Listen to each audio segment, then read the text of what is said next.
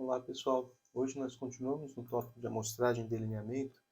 Os assuntos da aula de hoje são tipos de amostragem. Nós vamos falar sobre 3 tipos de amostragem mais comuns: amostragem aleatória simples, aleatória estratificada e sistemática.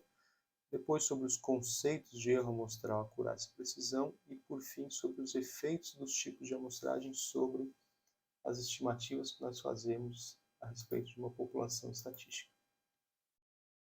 Antes de começar, gostaria de retomar o cenário geral, em que nós temos uma população estatística que nós desconhecemos.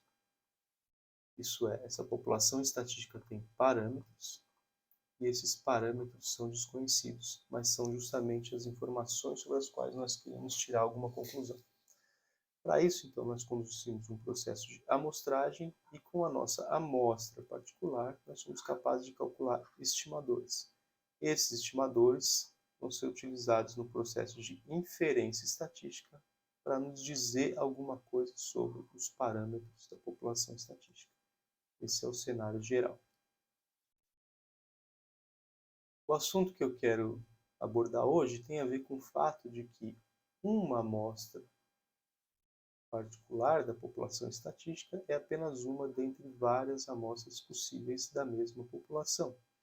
Ou seja, a estimativa que eu faço para um determinado estimador é apenas uma estimativa possível para a mesma população estatística.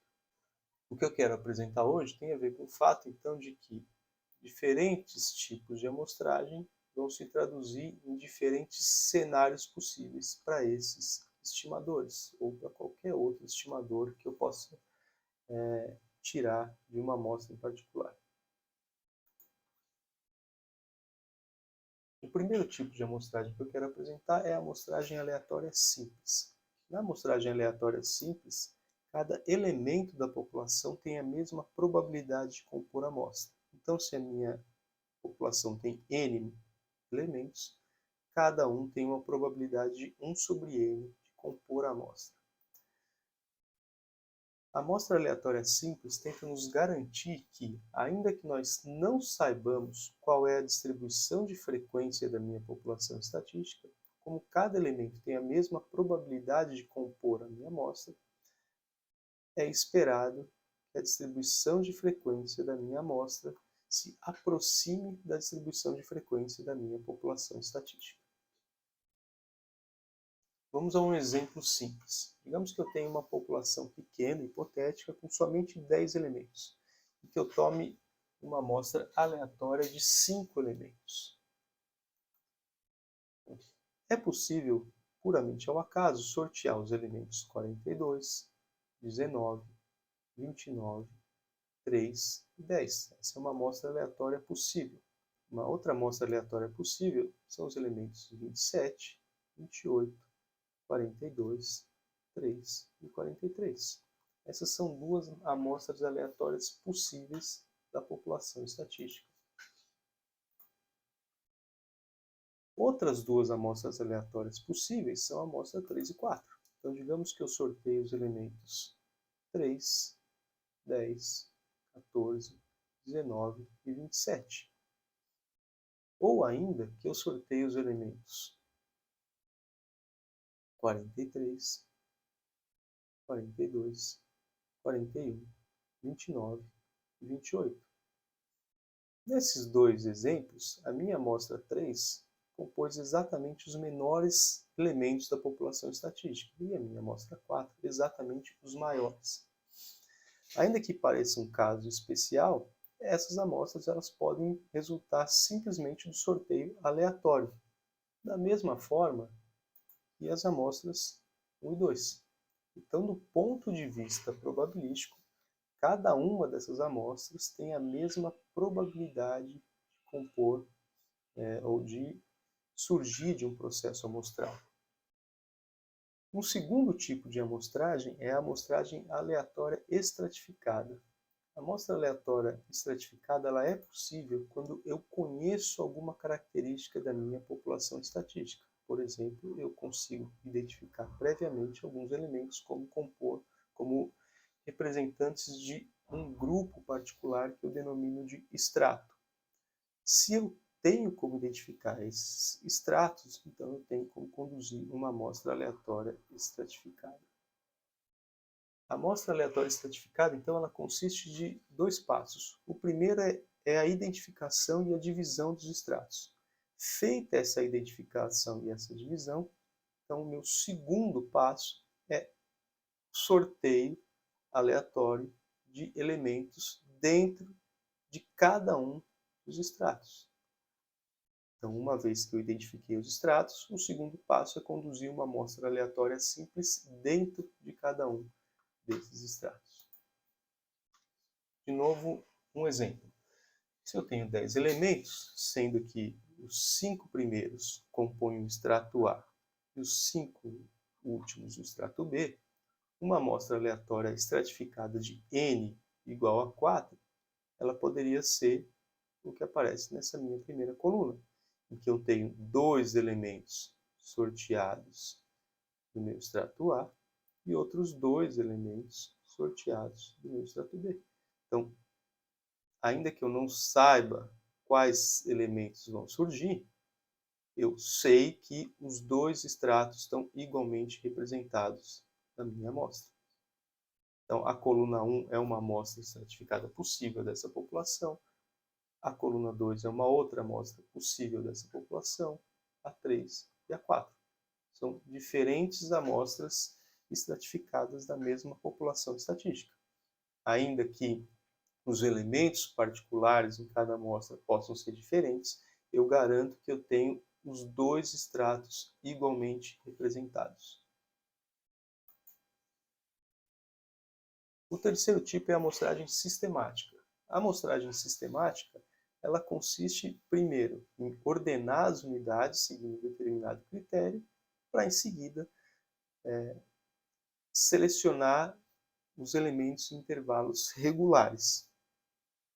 Então, eu posso definir que o primeiro elemento que chegue até mim, ele vai ser medido, o segundo não, o terceiro não, e o quarto sim. O próximo não, não, e o próximo sim, e assim por diante. Então eu tenho que, a cada 3 elementos, eu tomo a informação de um deles. E essa escolha, então, é feita de modo sistemático. A amostragem sistemática, ela tende a gerar os mesmos resultados da amostra aleatória simples. Erro amostral, então, é simplesmente a diferença entre uma estimativa particular e a média populacional. Nesse caso, então, o erro amostral está sendo representado pela letra E, e ela é simplesmente a diferença entre x barra e μ. X barra de uma amostra particular, μ. A acurácia se refere à proximidade entre o parâmetro e o estimador. Então, se eu tenho que a diferença entre o μ de um determinado estimador e o μ da população é 0, então esse meu estimador ele é acurado. E, por fim, a precisão. A precisão tem relação com a variabilidade do estimador. Então, estimadores que geram estimativas mais similares entre si, como função do processo amostral, são estimadores mais precisos. E a precisão ela pode ser medida pelo erro padrão da média. Como a gente pode ver nessa expressão, é simplesmente o desvio padrão da população estatística dividido por raiz de n. De novo, vamos usar um exemplo da nossa população fictícia, que tem n igual a 10 elementos, n maiúsculo igual a 10 elementos, e um μ, uma média populacional de 25,6. A minha amostra aleatória 1, que nós já apresentamos lá atrás, ela tem uma média amostral de 29. Então, meu erro amostral para essa amostra é 29 menos 25,6. Então, o erro amostral dessa amostra particular é 3,4, ou seja, a média amostral está 3,4 unidades acima da média populacional. A minha amostra aleatória 2, ela tem uma média de 19,8. Então, meu erro amostral é 19,8 menos 25,6, que é igual a menos 5,8. Então, essa amostra tem uma média populacional que está menos 5,8 unidades distantes da média populacional. Então, cada amostra ela pode ser associada a um erro amostral particular. Para exemplificar o conceito de acurácia, vamos lembrar então que a amostra que eu tenho é uma amostra possível dentre várias que podem ser obtidas da minha população estatística. No nosso exemplo, a gente tem uma população estatística com 10 elementos. Se eu tomar uma amostra com n minúsculo igual a 5 elementos, e se eu tomar uma amostra sem reposição, eu tenho 252 amostras diferentes possíveis, em que ao menos um elemento vai ser diferente. A coluna 1 me mostra uma dessas amostras possíveis, a 2, 3. São amostras possíveis sem reposição da mesma população estatística, todas garantindo n igual a 5 elementos. O que a gente percebe é que a média amostral dessas diferentes amostras são diferentes. Alguns valores vão ser mais altos, outros valores vão ser mais baixos. Bom, eu não vou mostrar todas as 252 amostras possíveis, mas eu vou mostrar todas as médias amostrais que podem surgir das 252 combinações. O que a gente percebe aqui é que, simplesmente ao acaso, uma determinada amostra pode me dar uma média amostral de 14,6. Mas, no outro extremo, tem amostras que me dão médias amostrais, ou seja, x barras, muito altos, igual a 36,6. Se a gente lembrar do nosso exemplo lá atrás, se eu, puramente ao acaso, amostrar os menores elementos da minha população estatística, essa é a média amostral que eu vou encontrar. Se puramente ao acaso selecionar os maiores elementos da minha população estatística, essa é a média amostral que eu vou encontrar. Notem que esses são valores extremos, mas a gente tem valores intermediários, em que a média amostral está mais próxima à média populacional. Se a gente olhar para a distribuição de frequência de todos aqueles valores, o que a gente vai perceber é que a maior parte dos valores está concentrado aqui no meio. E esse meio está lá, próximo a 25, 25 ponto alguma coisa. Mas eu tenho valores extremos, tanto para um lado quanto para o outro. Mas eles acontecem de forma mais infrequentes, ou seja, é mais raro, é mais difícil eu amostrar uma população estatística e encontrar uma média amostral em algum desses extremos. Se a gente olhar para todos esses valores possíveis e tirar uma média disso, a gente vai perceber que eles estão centrados exatamente em 25,6, que era exatamente o valor da minha média populacional. A gente verifica então que se eu subtraio o μ do meu estimador pelo μ do meu parâmetro, eu tenho um valor igual a zero, o que garante então, que mostra para mim que eu tenho um estimador acurado. Ou seja, em média, ainda que eu tenha diferentes possibilidades, em média, a minha amostra vai apontar para o meu parâmetro populacional, que é esse aqui. Bom, e a precisão? Vamos exemplificar agora uma amostra não com 5, mas com 7 elementos. Bom, se eu tomo 7 elementos de uma população que tem 10, eu tenho 120 formas possíveis de fazer isso sem reposição. E para cada uma dessas 120 formas, então, eu vou ter uma média amostral que é dada por esses números aqui. Então, de novo, cada uma dessas 120 amostras pode me dar uma média amostral diferentes.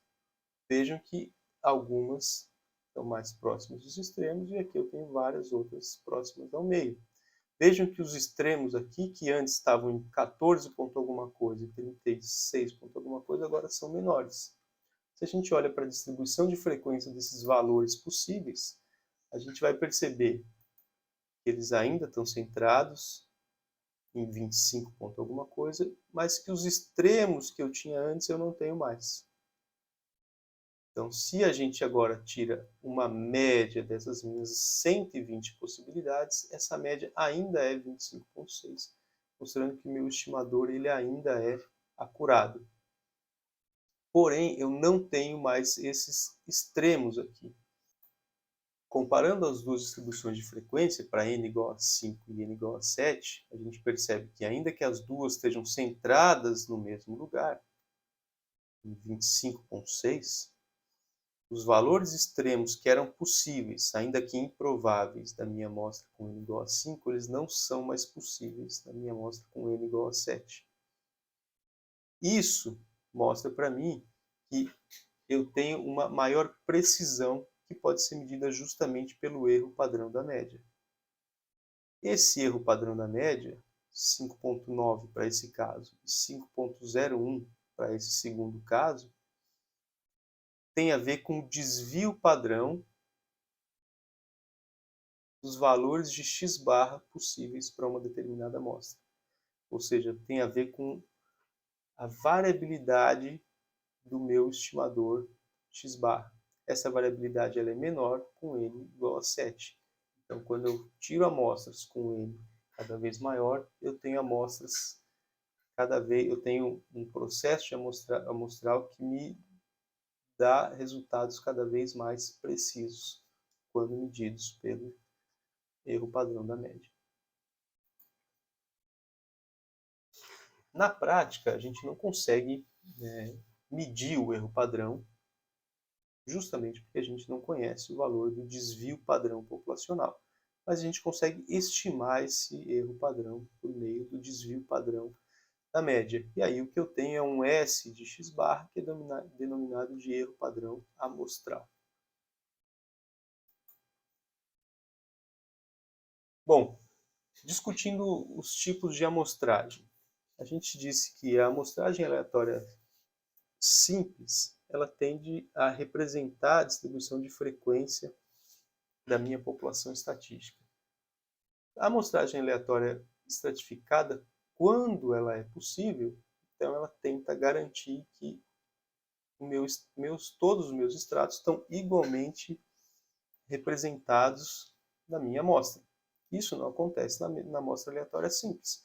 Puramente ao acaso, eu posso, por exemplo, selecionar 3 unidades do extrato 1 e uma do extrato 2, ou vice-versa. Quando isso acontece, então, eu tenho cenários mais variáveis para a amostra aleatória simples. Isso vai se traduzir na precisão do meu experimento. Então, se é possível eu conduzir um processo de amostragem de modo estratificado, eu vou ter estimativas mais precisas do que eu teria numa amostra aleatória simples. E é nesse sentido que, se eu conheço alguma informação que me permite identificar estratos nessa população, então a melhor forma de conduzir um processo de amostragem é um processo de amostragem estratificado, justamente porque ele me traduz em experimentos mais precisos. A amostragem aleatória sistemática, ela tem um efeito prático em facilitar a tomada de decisão sobre os elementos de uma população estatística, mas se a variável de interesse não tem relação com a sequência que você escolheu para mensurar os elementos, então os resultados da amostragem aleatória sistemática são similares ao da amostra aleatória simples. Retomando o nosso cenário geral, então, a gente disse que, diante da nossa população estatística que é desconhecida, ou seja, desconhecida em seus parâmetros, os diferentes tipos de amostragem tendem a nos fornecer diferentes cenários para os meus estimadores. Então, nós dissemos que a amostragem aleatória simples, ela tende a representar a distribuição de frequência da minha população estatística na minha amostra, tá? E que, em média, o resultado disso é acurado, ou seja, em média, esse estimador aqui, ele aponta para o parâmetro populacional. Então, a amostra aleatória simples, ela tende a me dar valores acurados.